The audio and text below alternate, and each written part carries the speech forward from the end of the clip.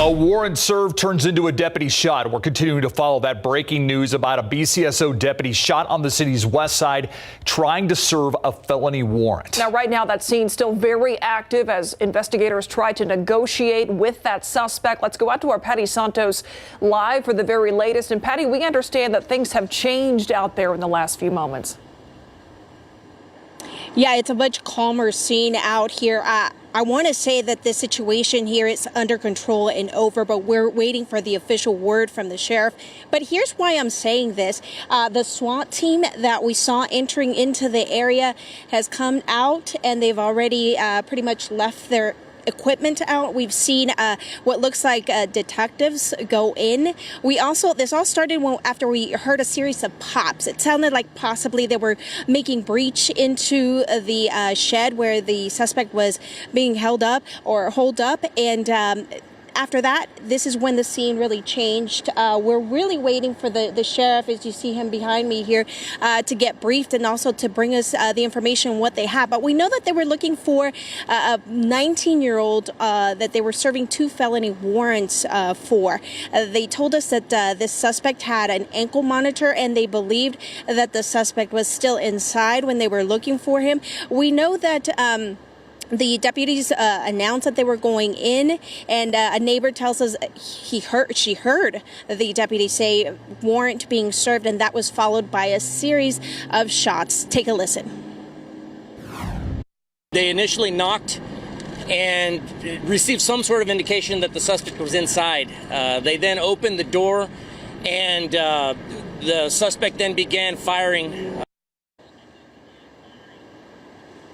And again, that deputy was quickly put into a patrol vehicle and rushed to University Hospital, where we understand he is doing well. At this point, the focus has been on the back of the house where the suspect was staying. At this point, again, it feels like the situation is under control and it might be over, but we're going to bring you official word from the sheriff here. We're expecting him to brief us here shortly. We'll send it back to you. All right, thank you, Patty. Of course, we're on for the next 52 minutes. If we get an update, we'll bring it to you at home. All right, the family of a beloved San Antonio faith leader suddenly killed in a car crash over the weekend plans to remember his life here and in Baton Rouge this week. Pastor Warren Beemer was 52, and those in his Healing Place Church are stunned by his tragic death. Ursula Perry with what friends and family want people to keep in their hearts about this man of faith. His LSU fan shirts, his enthusiasm for life, his huge bear hugs. This Fair Oaks resident had the widest reach, though, when it came to all things God. But God is going to use the storms. He's going to use the trials. Willie Ng has been his friend for more than 20 years. He didn't care about politics, Democrat, Republicans. He just cared about people. And whether you were homeless or you lived in the Dominion, he just wanted to love on you and encourage you and motivate you and minister to you on how much Jesus loves people as well. Pastor Beemer lost his life here, a dangerous section of I-10 in West Baton Rouge, sometimes of late referred to as the Devil's Triangle. Following behind his wife's car, he hit an 18-wheeler. She circled back to find him, the victim of the mangled wreckage. And so I traveled that road many times, very dangerous, poor lighting. It was a horrible accident. And a lot of questions are still left unanswered. While heartbroken, his hundreds of best friends from Baton Rouge to San Antonio and Bernie on smiled when asked what he'll be remembered for. He would never, ever let you leave his sight without him coming to you and hugging you and telling you, him telling you how much he loved you. Every single time I saw Warren. He had a T-shirt for that, too. It's a good day. It's a good day shirt. I had this on, not just the LSU, which is awesome enough, but I had an It's a Good Day shirt on. Memorial services for Pastor Beemer will be held in his hometown at the Healing Place in Baton Rouge on Thursday. But his congregation and friends here want to have their own memorial service. And as soon as those plans are firmed up, we'll let you know. Ursula Perry, KSAT 12 News. Tonight, there's been an arrest in a murder that happened at a Leon Valley apartment complex in February. Leon Valley police arresting Laddie Jean Lee II for the murder of Shelton Firstner III. An arrest affidavit states Lee and Firstner got into an argument outside of that apartment complex. Lee then pulled a gun, pointed it at Firstner, and fired. According to the arrest documents, Lee confessed his involvement to detectives. He is now being held in the Bexar County Jail on a murder charge. Bond set at $250,000. Tonight, we're learning more about the deadly shootings in Seguin. We first told you about yesterday at 6 o'clock. Seguin police are investigating 4 other shootings in the last 2 weeks that they believe are all connected. The first one happened at the end of March. The most recent shootings happening just yesterday. In that shooting, an 18-year-old woman was shot and killed, and another man was injured. Police believe these shootings are happening between 2 groups of young people, somewhere between the ages of 16 and 20. Officers say the groups are targeting specific people. They're telling people who live in Seguin not to be afraid, but to stay alert. I would definitely say be alert. It's always good to keep an eye out, keep your head up, and be aware of your surroundings. Seguin police still looking for the suspects in these shootings. If you have any information, you can call Guadalupe County Crime Stoppers. That number is 1-877-403-8477. Years ago, a local doctor started a study on fatty liver disease. As the name suggests, too much fat accumulates in the liver, which in some cases can lead to cancer or even death. It is a disease that's prevalent in the Hispanic community. Here at home, so many patients showed up to help out with that study that a research team is now working on a drug to possibly cure this disease. Courtney Friedman explains how you can help. Fatty liver disease is the #1 cause of liver transplantation in the U.S. today, and right now there's no treatment or cure. Too much fat accumulates in the liver, and then it causes inflammation, fibrosis. Inflammation is hepatitis, fibrosis is cirrhosis. It leads to terrible things, cancer and death, et cetera, et cetera. Dr. Sherwin Schwartz is leading worldwide research on the disease right here in San Antonio. Rewind 3 years, we were in this very room with Dr. Schwartz learning how this machine helps scan for fatty liver disease. We asked for help from the viewers, and hundreds of you showed up to get scanned. And we found, believe it or not, random people coming in. 70% of people coming through here had significant liver disease. Previous studies have shown there's a genetic defect prevalent in Hispanic people, namely Mexican Americans, that makes it more likely they'll get the disease, especially when combined with poor diet and little exercise. We found a lot of people with fatty liver disease. We found many of these people have the genetic defect. And now we're working on the drug. It would be the first ever drug to prevent fatty liver disease. Where basically people will get a panel looking for genetic defects. If they have a strong dose of this genetic defect, they'll go on this drug. And what the drug does is it does away with the genetic defect that causes this fatty liver disease. The local team is in the early stages of research that could take years. So we need you again, San Antonio. Dr. Schwartz and his team are looking for more people to come get scanned to participate in this upcoming clinical trial for a possible drug to cure this disease. All of the information on our website, KSAT.com. Courtney Friedman, KSAT 12 News.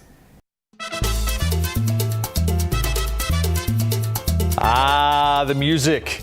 The fun, the food. Nyosa in full swing. Gates open at 5:30. The party with a purpose going strong. It's like Fiesta enters a new stage. Absolutely. Nyosa begins. Lee Waldman has been there for a few hours now. Her first Nyosa. So, hey, Lee, how are things going out there?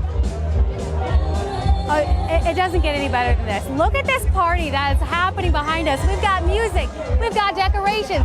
Anything that you could want, it's happening here at Nyosa. But Nyosa is not complete until you get some chicken on a stick. We've got Mr. Chicken right here. This is going to be my first time getting chicken on a stick, but this year we're going cardless, we're going cashless.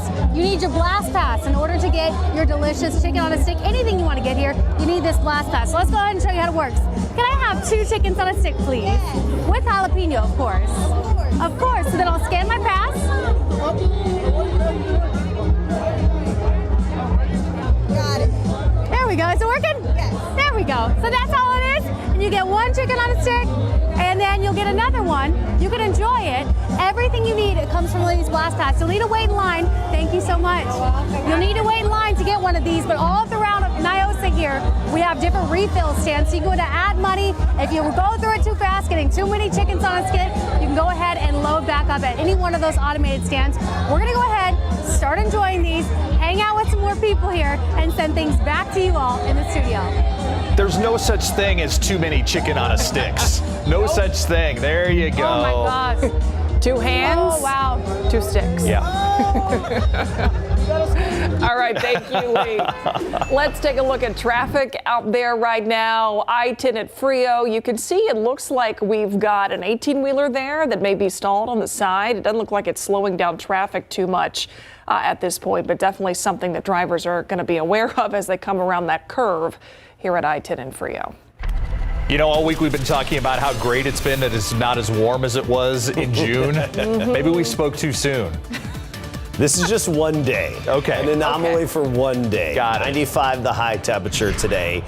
Dew points have been falling off, though. And actually, south of San Antonio, we've been getting some good, much needed rainfall. Still some ongoing thunderstorms.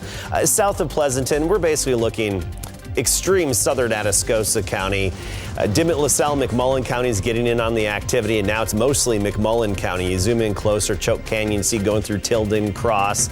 And really, this has been going on for the past couple of hours, some of these showers and storms moving west to east.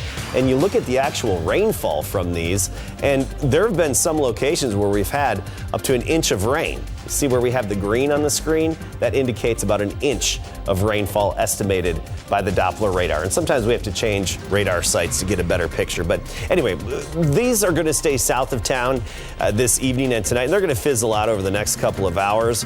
We'll talk more about temperature changes because a cold front hits tomorrow morning. Very noticeable changes happening in the morning. We'll talk about it in just a bit. Welcome back. I'm Stefania Jimenez, and here's what we're working on for you tonight on the Night Beat. We are familiar with Veterans Day, Memorial Day, but now there's a push to create a new federal holiday to honor military families whose loved ones have been killed. But some people don't like the idea. We're going to talk about that. Plus, a Bexar County deputy shot, a West Side home surrounded. Our team will remain on the scene as we uncover more about the situation that began this afternoon. We're going to have an update for you tonight on the Night Beat. We'll see you at 10. All right, thanks, Stefania. The Taste of the North Side, it's another Fiesta event returning, but there are some differences this year. Different location, different day. The Brighton Center is hosting this event Thursday at the Dominion Country Club on the far northwest side. Yeah, despite those changes, as RJ Marquez tells us, the center's mission remains the same, helping thousands of San Antonio children with learning disabilities and delays. Scary stories. Chris McGowan remembers the moment he learned his baby girl Charlie was going to have developmental delays. It was when she was born. We spent 56 days in the NICU and had to fight like crazy to get her out. Doctors told Chris his daughter had several health complications and would struggle to function normally. Who's this? That's right, it's Mickey Mouse. He researched how to help Charlie and found the Brighton Center in 2018. I can't even tell you, my world would not exist without this place. The Brighton Center serves 3,500 kids every year in the San Antonio area. They offer pediatric therapy, preschool, and also help parents navigate through the special education process. Katrina Campbell is the center CEO. She says their goal is to provide help at the right time. 90% of brain development happens before the age of 5 for children, and so we really focus our therapy and education models on that early age. It's hard, and you need to not feel alone. This place changes not only the children, but it changes the parents. Campbell says the center is there to guide children and parents. About 70% of the kids that we work with in our therapy program never need services again. It really is an honor to be able to serve families and just walk through this journey with them. That journey is in part supported by the Taste of the North Side. All proceeds from the event go to the Brighton Center. You already have a hard time seeing your kids suffer, through things that they do. But she's a daily inspiration. And Charlie is now 4 years old and continues to break through hurdles. RJ Marquez, KSAT 12 News. They really do amazing work at the Brighton Center. Another reason this is a party with a purpose.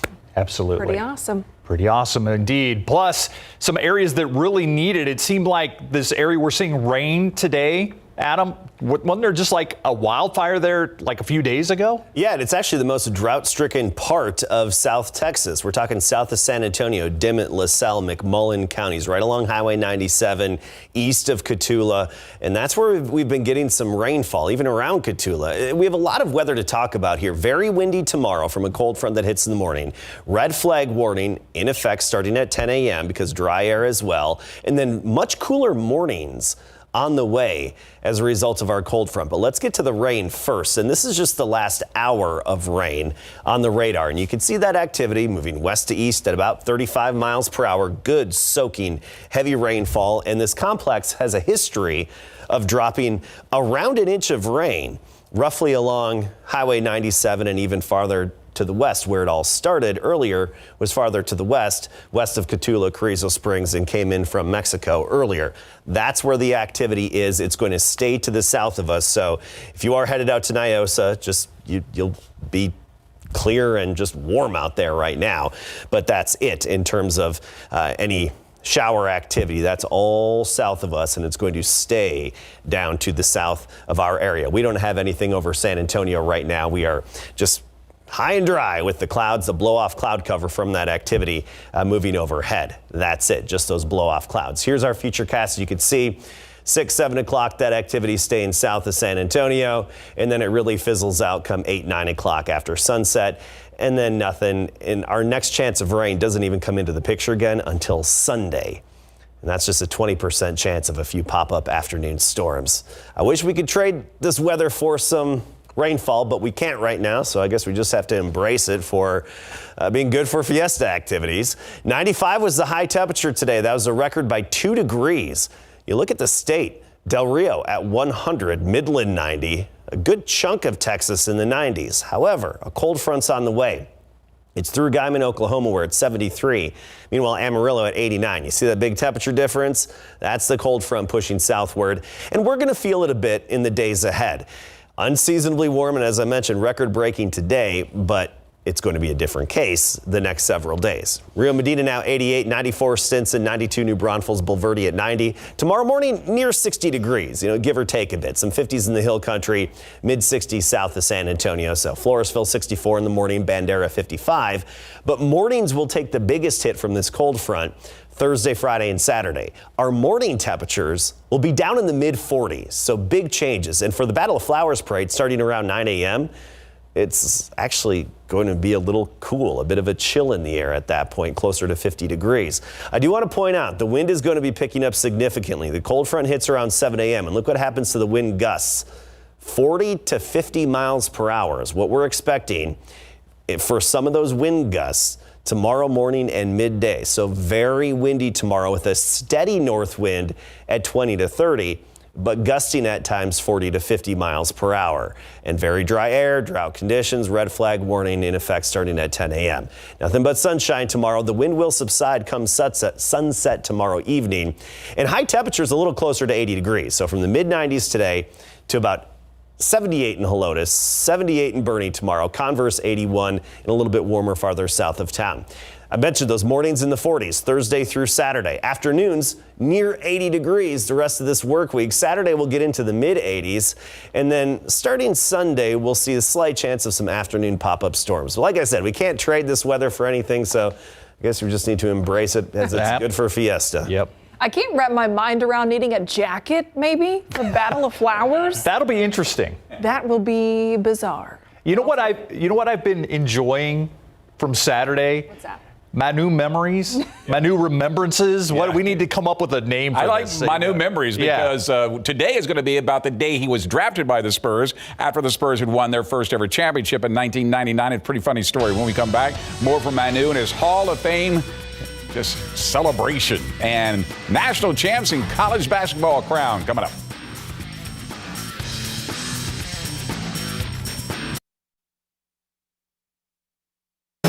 San Antonio Spurs have off their final four of the regular season tonight when they face the Nuggets in Denver. In fact, 3 of their last 4 games will be on the road, with their last home game this Saturday against the Golden State Warriors. Even though the Spurs' magic number is now 2, they still may need some help from the Lakers in order to clinch the 10th and play-in position, given their tough nature of their schedule beginning tonight with the Nuggets. The Spurs are 1-2 against Denver. That includes back-to-back games against the Nuggets back on December the 9th and the 11th at home, where they split, winning the first game 123-111, losing the second 127-112, and their star player Nikola Jokic leads the NBA with 19 triple-doubles. The Spurs' DeJounte Murray, who is out again tonight, by the way, with 13. In other words, the Spurs have their work cut out for them.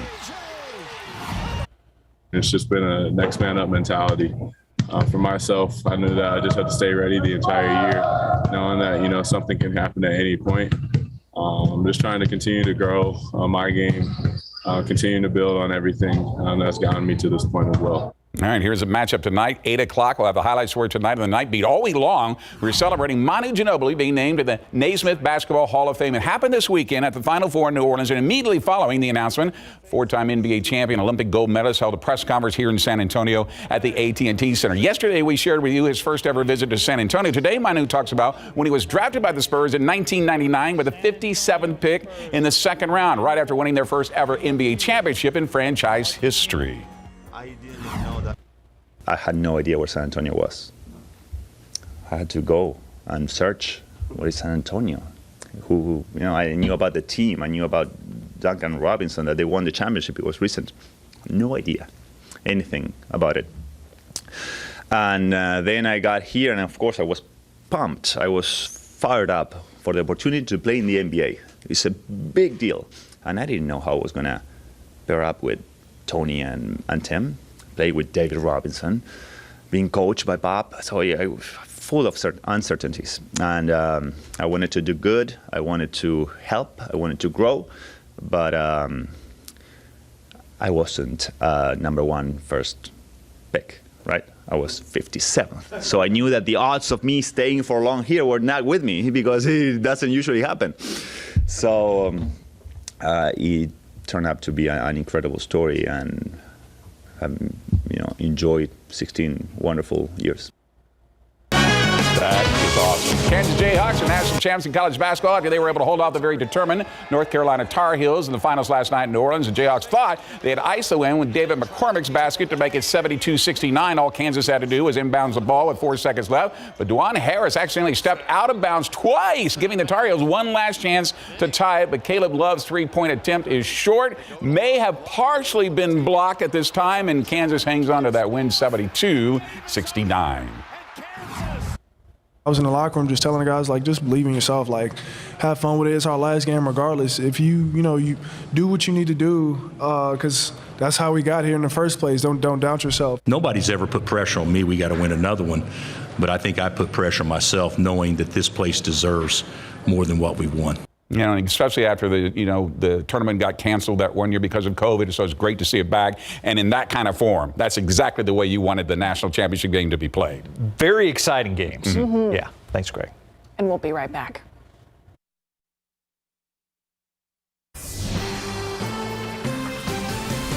Once a White House duo meeting on familiar ground again today. President Joe Biden and former President Barack Obama celebrating the 12th anniversary of the signing of the Affordable Care Act. The visit, part of a plan to correct a so-called family glitch in the ACA.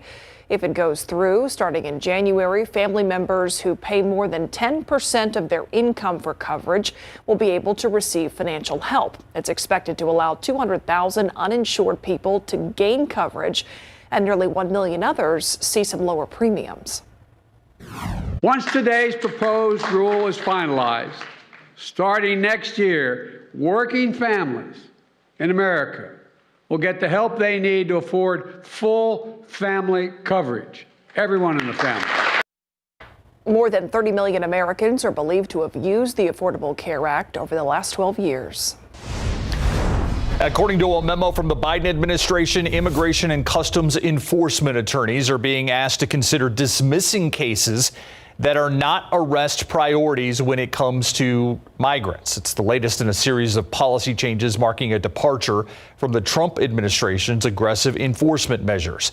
It's an attempt to chip away at the immigration court's backlog of more than 1 million cases. The American Immigration Lawyers Association estimating more than 700,000 cases in the backlog are likely low priority cases. The state of New York launching a new initiative to educate more people about marijuana. According to the Office of Cannabis Management, the campaign is meant to destigmatize this substance. It will also focus on public health by explaining the benefits and the risks of cannabis use. The government will be airing advertisements on TV, radio, public transit, billboards, social media as well. New York legalized marijuana in 2021 for adults 21 and older. And now the latest on the war in Ukraine. Tonight we are getting devastating images of the ongoing war. You can see abandoned cars, burnout tanks, and bodies of Ukrainians who appear to have been executed in the streets. This is happening in the city of Bucha. That's just a few miles northwest of the nation's capital of Kyiv. Ukrainian President Volodymyr Zelensky speaking before the UN Security Council today. The massacre in our city of Bucha is only one, unfortunately, only one of many examples of what the occupiers have been doing on our land. Meanwhile, U.S. officials planning to announce sweeping sanctions against Russia tomorrow. They say these new sanctions won't stop Putin overnight, and it will take some time. Beware of fraudsters. That is the message from USAA. Sarah Acosta spoke with the senior vice president of fraud with the San Antonio-based insurance company and banking giant. Their conversation about scammers targeting locals and how you can protect yourself. These criminals are ruthless, they're despicable, and they're coming at consumers at a rate that we haven't seen before. According to the Federal Trade Commission, consumers reported losing more than $5.8 billion to fraud in 2021. That's an increase of more than 70% over the last year. Senior Vice President of Fraud with San Antonio-based insurance and banking giant USAA says there has been a massive increase in scammers casting out a wide net to gain access to consumers' online banking information. And when scammers email, text, or call you, she says don't be fooled by the bank name that may appear on your caller ID. The number on your phone, caller ID, look, it's coming from your bank, so you trust it. Nash says the fraudsters are sending out texts or emails asking if you may have made any large out-of-state charges. When you reply no, the scammers then say your account has been compromised. She says that's when they'll call you asking for passwords to make updates. If you give the scammers your online banking login information, they then can get access to your accounts. So how can you actually tell the difference between scammers and your bank? They're not going to ask you for security questions and passwords and PINs. Nash says your bank already has all of your login or security information. She says when in doubt, call the number on USAA's website yourself and always report anything suspicious. They're saying, wait a second, I got this message and it doesn't feel right. Is this real? Sarah Acosta, KSAT 12 News. Still ahead, hear the story of how a son saved his father's life with an organ donation. Details on this life-saving donation after the break.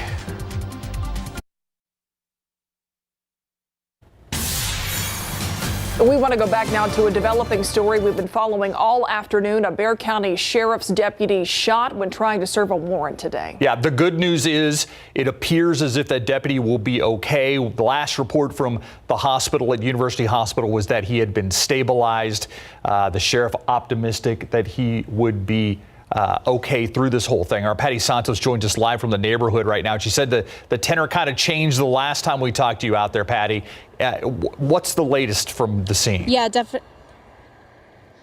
this is a definitely different scene now. The SWAT team has left the scene, and what we're looking at right now, right behind me here, is detectives entering the house. It's the second house, and you can actually see the sheriff headed this way on the way to brief us. But we know that they were looking for they were serving a warrant for a 19-year-old inside when they were received by bullets. That's what injured that deputy. One of the other deputies that was not hurt was able to return fire. At that point, everybody left the scene, and a SWAT team came in to look at the situation here. Just a few minutes ago, we heard just screams, painful screams, which is out of our view here, but I'm assuming this is the family that probably just got some news. But as you can see, the sheriff is on his way to brief us here shortly. We're going to bring that to you as soon as it becomes available. I don't know how long he'll take to come here. We know that he was inside the house looking at the scene. But again, this is a developing situation. We're going to bring you more updates as we get them. We'll send it back to you now. All right. Thank you, Patty. And of course, yes, we'll take that live as soon as we get an update from the sheriff. We caught him, just a glimpse of him there at the end, walking over for the briefing. All right, let's switch gears right now as we wait for that update. April is National Donate Life Month. 691 lives have been saved because of organ donations last year. One of those many life-saving donations from the son of Alex Menchaca. Max Massey shares his story and hopes others will sign up to be an organ donor. It was about a little after 9 o'clock in the evening that we were rushing to the hospital to get there. This was a moment Alex will never forget. It was the moment he found out his son, David, was in a motorcycle crash. We were also informed that we should prepare for the worst. And we asked, what does that mean? It's like, he's not going to make it. It was at that time that Alex asked the question, can David's organs be donated? He was an organ donor. It was on his driver's license. So we know this would have been his wishes. Now, I can't even imagine what you and your family had to go through, losing your son. What did it mean to you that you could still help other people like your brother?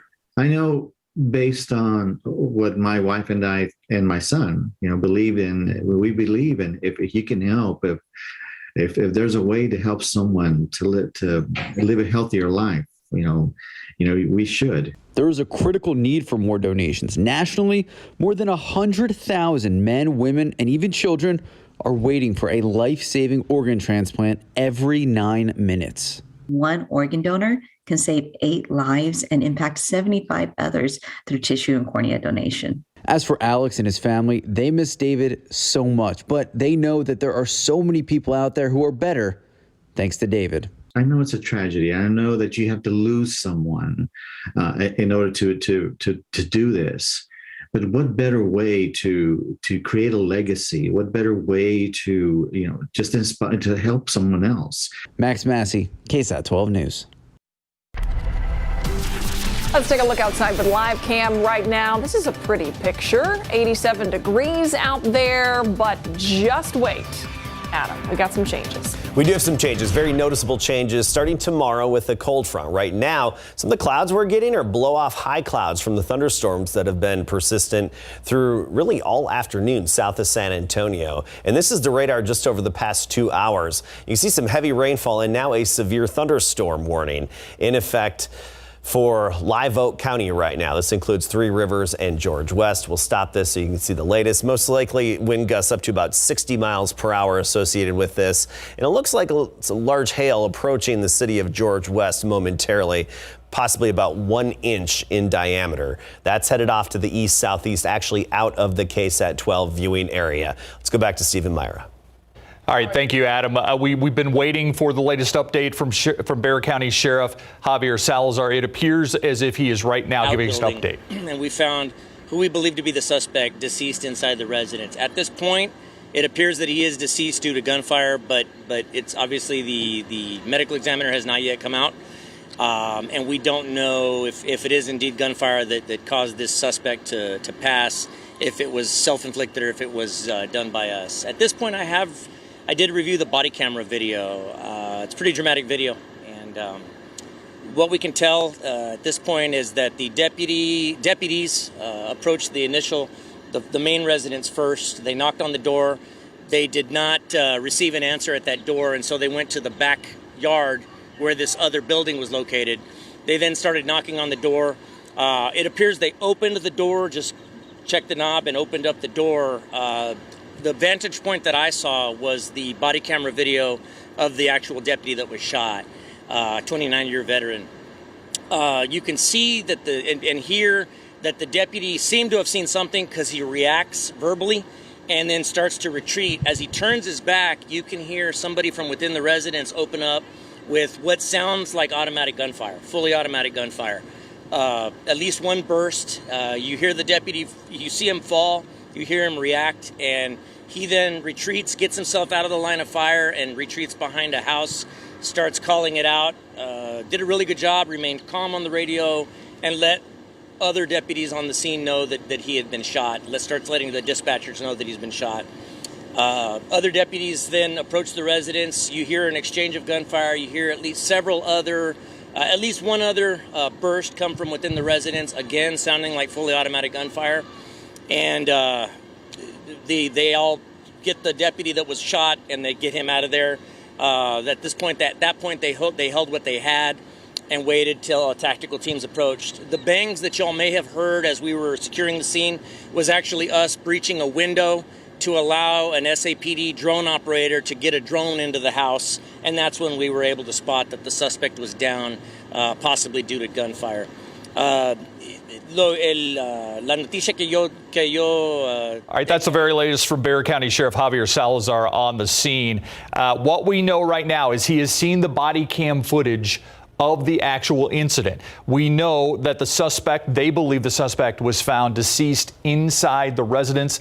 The deputy that was shot is a 29-year veteran of the force, and you heard the sheriff being very descriptive about what he saw on the body cam footage. And so a question now, how did the suspect in this case die? Was it a self-inflicted gunshot wound? We know that an officer returned fire after that deputy was shot. So the sheriff there saying he's not sure if perhaps some gunfire from officers may have killed that suspect. A 19-year-old suspect. All this happening earlier this afternoon on the west side as deputies were serving a warrant. And we did hear right before the start of this newscast that Patty Santos, who was out there live, she did hear those bangs that the sheriff was referring to. He was talking about that being the sound of them breaking a window to get a drone inside. And that's when they were able to view that this 19-year-old suspect has died from what appeared to be gunfire. Yeah, and Patty also talking about hearing the cries of, distress and assuming that was family members of this 19-year-old suspect who was found dead inside the residence. And again, for the neighborhood, it appears the situation is over. Bexar County Sheriff's asking neighbors to stay inside. That's how tense the situation was. It appears as if it has played out. We know the 29-year veteran of the force shot at least once. Earlier, the sheriff said in the upper body, perhaps the back. He said he had turned and was retreating from the scene once the gunfire opened. He is at University Hospital in stable condition. Again, the 19-year-old suspect that we were first told is believed to be deceased inside that residence. Something we're continuing to follow, gathering more information. We're going to take a quick break.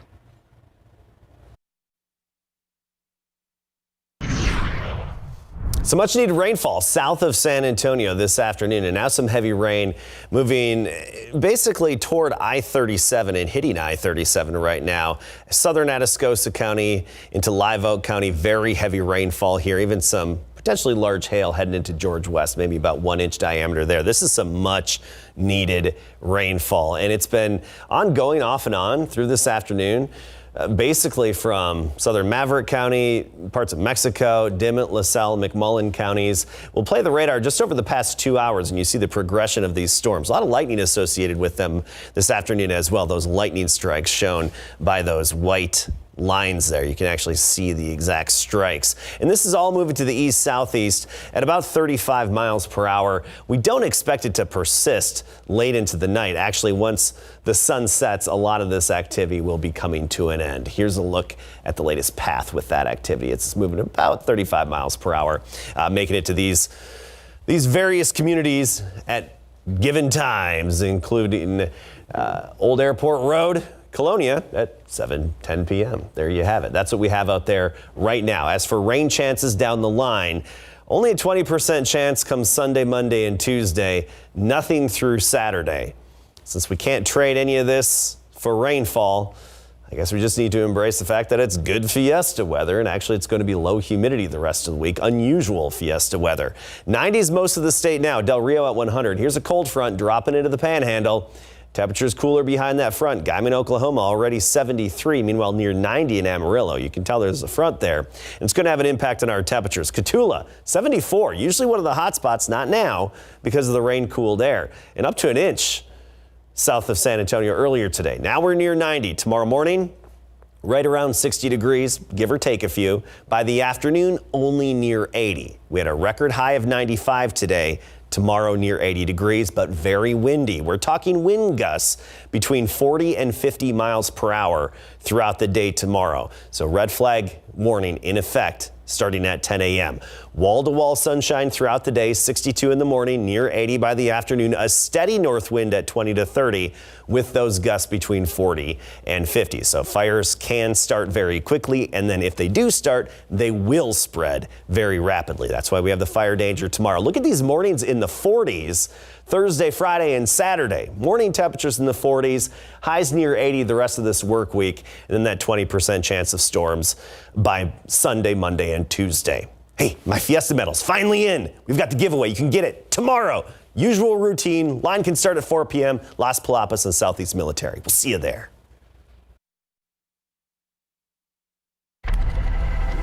All right, they're back. Spicy chicken McNuggets are at McDonald's for a limited time, apparently. McDonald's offering the item at about 6,900 U.S. locations, about half of its U.S. locations. These are breaded with a tempura coating that's made up of cayenne and chili peppers. The availability of the sauce varies by location while supplies last. Are they in town? I don't know. We'll be right back. Thanks for watching. See you on the Night Beat at 10.